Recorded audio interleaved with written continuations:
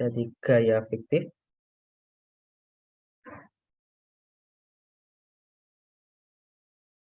Nah, sesuai namanya, fiktif artinya nggak benar-benar ada ya, atau semu. Lawan katanya fiktif itu nyata ya berarti. Nah, kenapa disebut semu? Karena dia ini ya, gaya ini muncul akibat eh, memakai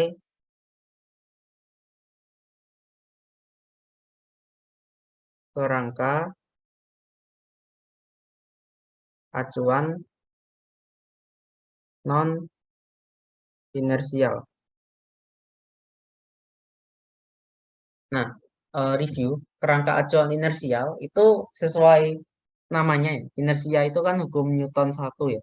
Artinya kerangka acuan inersial itu kerangka acuan yang antara diam atau bergerak dengan kecepatan konstan.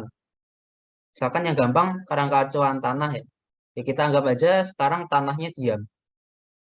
Lain lagi kalau kita lihat buminya revolusi rotasi ya itu nggak usah dulu. Kita common sense saja ya, sesuai kebiasaan kita sehari-hari kita bilang tanah itu kan diam. Nah, kemudian ya kadang kerangka lab gitu itu dibilang kerangka yang diam. Lalu ada juga kerangka yang non inersial, berarti dia nanti nyambungnya ke hukum 2 Newton ya. Artinya ada percepatan ya di kerangka itu. Baik itu percepatannya akibat tangensi apa? Percepatan yang translasi ataupun percepatan sentripetal ya di gerak melingkar. Nah, untuk kerangka acuan non inersial ini dia berarti kan kerangka acuan yang dipercepat. Contohnya ketika soal-soal tentang lift yang jatuh ya, kita kan bisa tinjau gerakan objek di dalam lift pakai acuan tanah ataupun pakai kerangka acuan lift. Kalau pakai kerangka acuan lift, maka kita pakai kerangka acuan yang non inersial ya.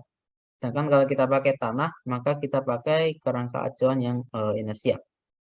Jadi itu perlu dibedakan namanya kerangka acuan inersial dan non inersial. Nah, misalkan kerangka yang kita pakai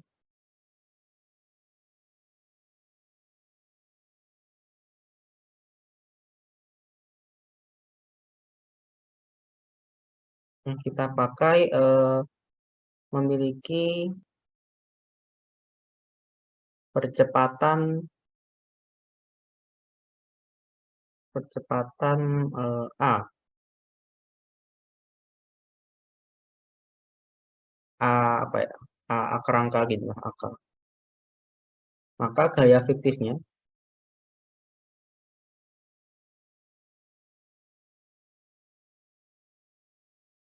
secara vektor ya atau F fiktif ini sama dengan minus M kali AK. Jadi M itu massa benda yang kita tinjau. Ingat massa bendanya ya, bukan massa apapun. Massa benda yang kita ingin tinjau. Lalu AK itu percepatannya.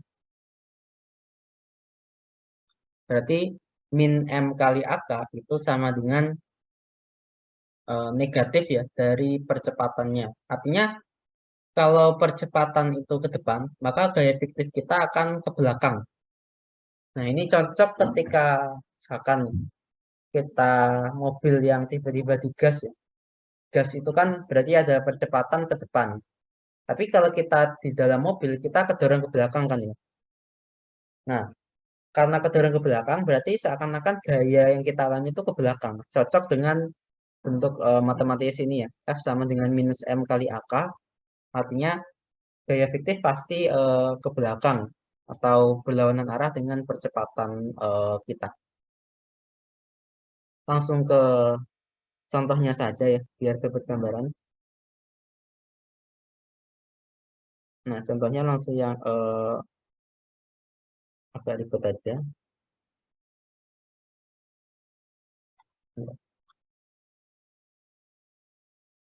Nggak bisa.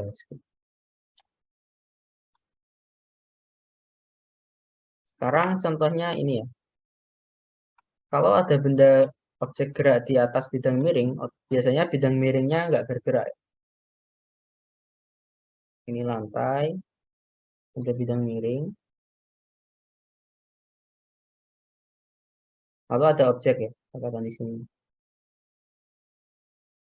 Nah, biasanya kalau kita analisis seperti ini, objeknya ini kan diam atau maaf, bidang miringnya kan diam.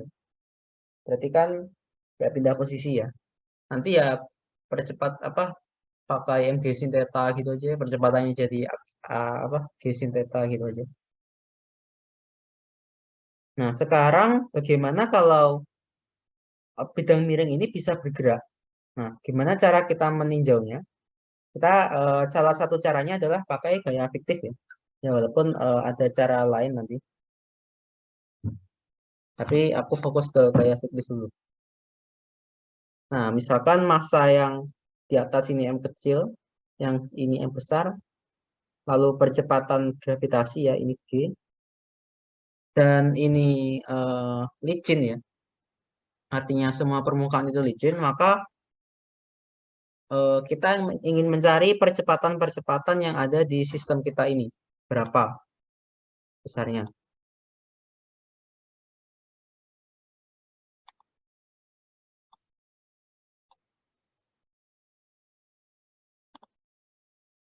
Nah, di sini kita akan pakai yang pertama, gerakan dari bidang miring itu pasti nyamping kan ya. Karena konfigurasinya seperti ini, maka bidang miringnya kan pasti gerak ke kiri ya. Gak mungkin dong bidang miringnya naik ataupun turun, ataupun bidang miringnya ke kanan, kan nggak logis ya. Pasti yang logis bidang miringnya gerak ke kiri. Nah, berarti misalkan ke sini ya, itu AM besar. Nah, berarti di sini kita misalkan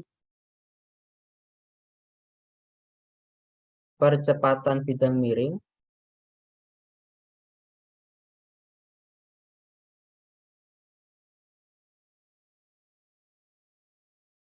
terhadap tanah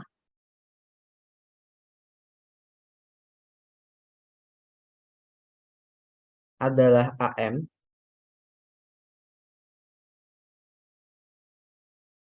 Nah, jadi misalkan ini dulu ya. Sekarang eh, setelah kita misalkan itu, kita perlu tinjau bidang miring ya, M besar.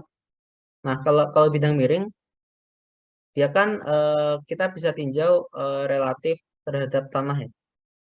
Karena AM tadi merupakan percepatan AM besar itu percepatan dia terhadap tanah. Nah, jadi relatif terhadap tanah.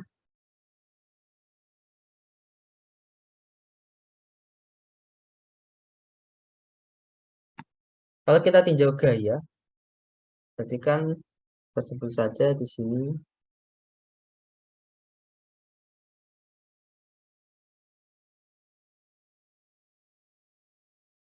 Di sini itu theta.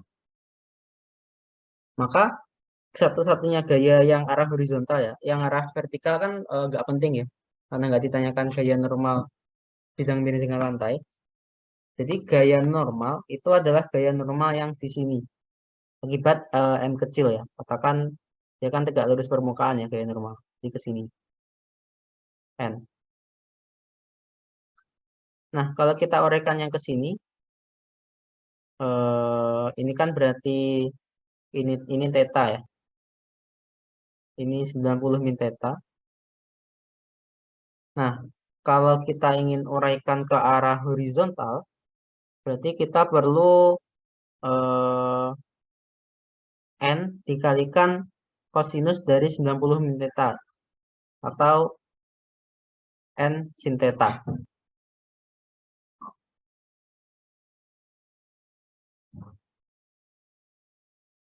Berarti yang ini nanti jadi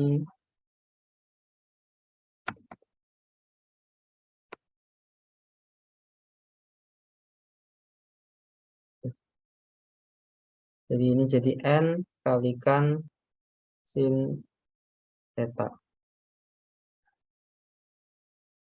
Nah, kalau kita tinjau sigma F sama dengan MA,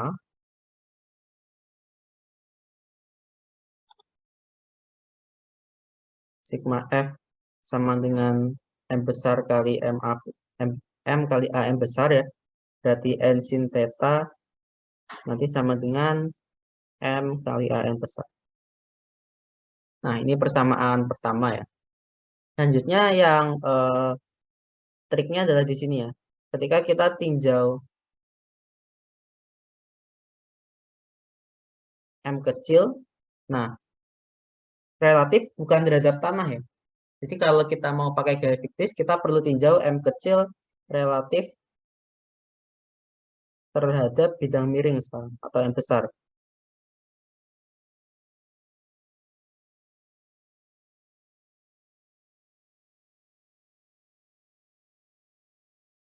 Oke, di sini misalkan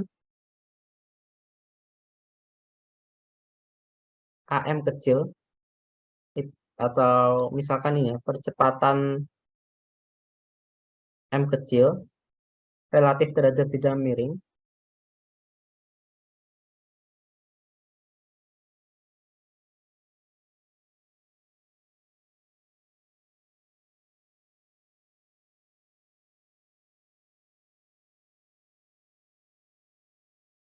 Terhadap bidang miring adalah AM kecil ya. Nah, maka ketika kita tinjau gaya relatif ya, nah kita kan koordinatnya perlu diputer ya. Maksudnya diputer tuh M kecil kan ini.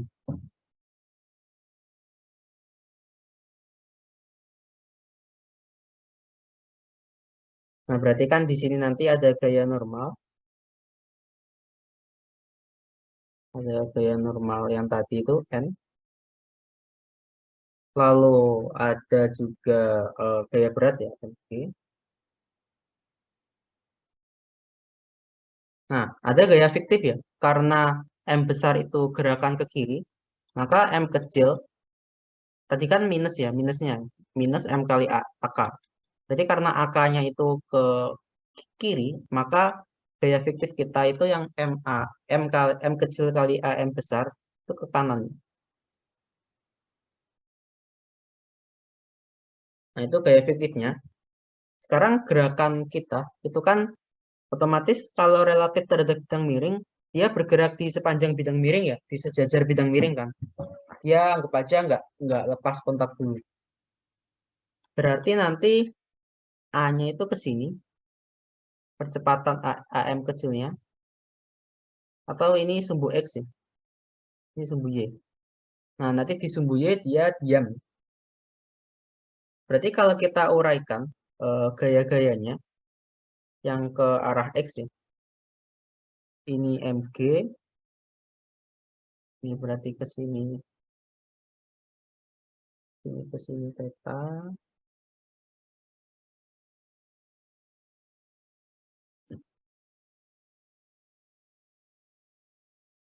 lalu ini ke sini theta ya berarti ya, ini juga theta. Nah, dari situ sudah karena itu theta ya, berarti kalau kita pertama sigma fx sama dengan M kecil kali AM kecil. Nah, yang arah X berarti kan M kecil kali AM besar kali cos theta ditambah MG. M kecil ya, M kecil G kalikan berarti sekarang sin theta. Ini kan sama dengan M kecil kali AM kecil ya. Nah, M kecilnya kita bisa coret. Kita dapat AM besar cos theta ditambah G sin theta sama dengan AM kecil samaan 2. Kalau yang arah X, ma Fx, si ma Fj sama dengan 0. Berarti kan intinya N ditambah M kali AM besar sin theta dikurangi MG cos theta sama dengan 0 ya. Atau kita dapat N sama dengan MG cos theta dikurangi M AM besar kalikan sin theta. Ini 3. Nah, berarti sekarang kita bisa hitung AM besar ya. Caranya persamaan 3 kita substitusi ke persamaan 1. Kita lihat lagi persamaan 1 yang tadi.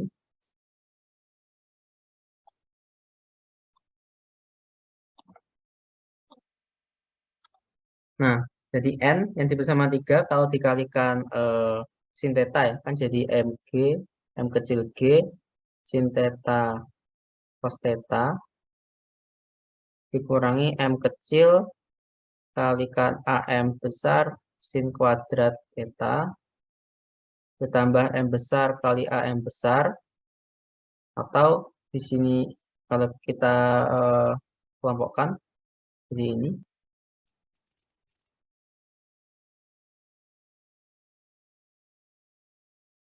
M besar ditambah M kecil sin kuadrat theta kali AM besar. Nah, otomatis untuk AM besar sudah ketemu ya. Jadi AM besar sama dengan M besar plus M sin kuadrat theta. Oh, berarti MG sin theta cos theta dibagi itu ya. M besar ditambah M kecil plus sin kuadrat theta. Nah, ini cara nyari percepatan bidang miring ya, dengan metode gaya fiktif. Lalu sekarang kita ditanya gimana percepatan M kecilnya. Nah, M kecilnya kita perlu bedakan ya. Yang pertama, kita cari dulu AM kecil sesuai yang kita definisikan tadi. Berarti AM besar sekarang masukkan ke persamaan 2 ya. Nah, persamaan 2 berarti kan AM kecil sama dengan AM besar cos theta ditambah G sin theta.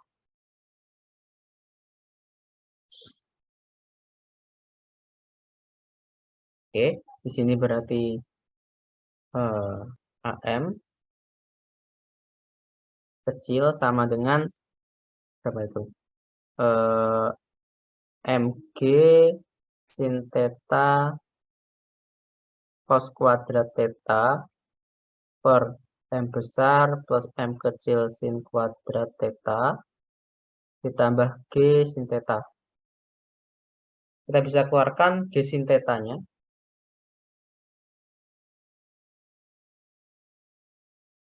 Jadi ini M kecil cos kuadrat theta dibagi M besar plus M kecil sin kuadrat theta tambah 1 ya. Nah, ini bisa tulis gini nggak Bapak? Atau kalau disederhanakan itu bisa ya.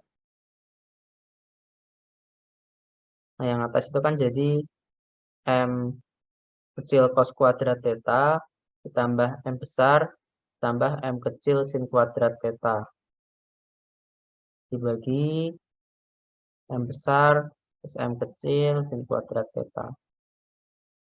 Sekarang perhatikan bahwa sin M kali cos kuadrat theta ditambah M kali sin kuadrat theta.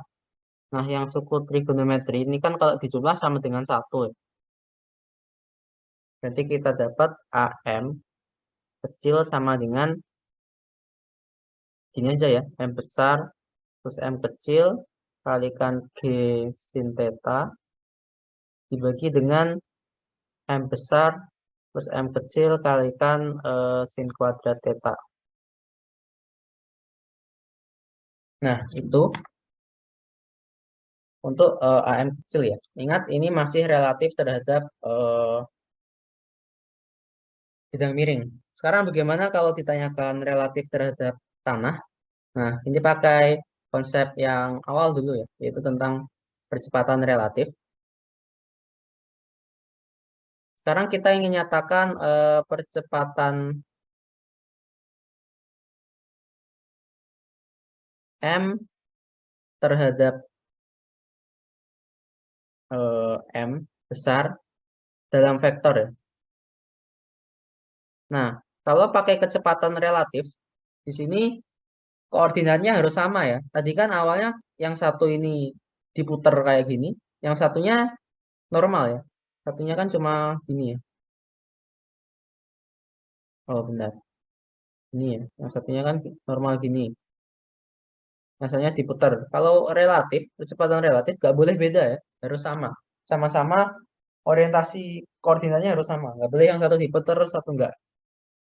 Berarti untuk AM kecil, ini kalau dinyatakan dalam vektor ya, AM kecil terhadap M besar, ya kan kita lihat ya, bahwa AM kecil ini kan kalau ini bidang miring, arahnya kan pasti ke sini ya, ke turun ke bawah situ ya. Artinya kita bisa uraikan dia jadi ke kanan dan ke bawah. Nah, kita tahu bahwa sudut ini tuh kan theta.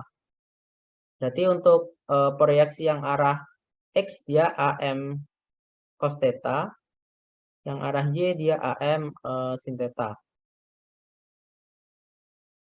Lalu dari situ kita akan dapat dalam bentuk vektor ini jadi AM kalikan cos theta I dikurangi sin theta J. Nah, itu sudah dalam vektor. Lalu sekarang percepatan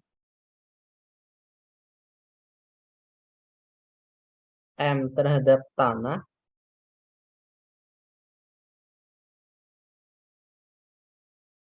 dalam vektor. Berarti kan yang AM besar terhadap tanah. Ini M besar. Dia gerak ke kiri ya, dengan percepatan AM besar. Otomatis kita bisa tulis minus AM besar I. Nah, sekarang kalau kita ingin percepatan M terhadap tanah, kita bisa hitung.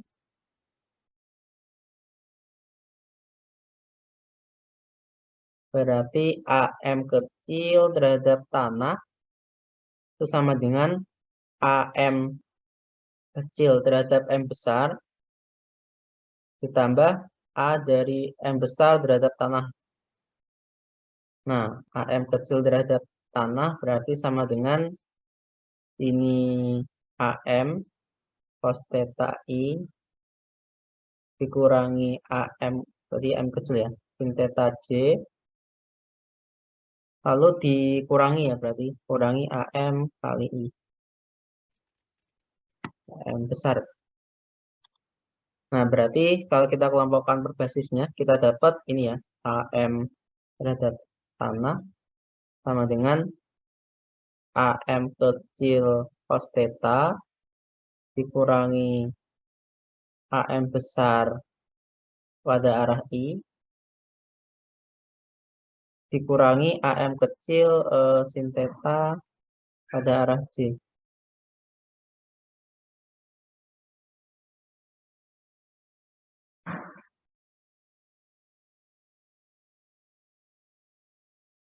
Nah, jadi ini untuk percepatan terhadap tanah ya.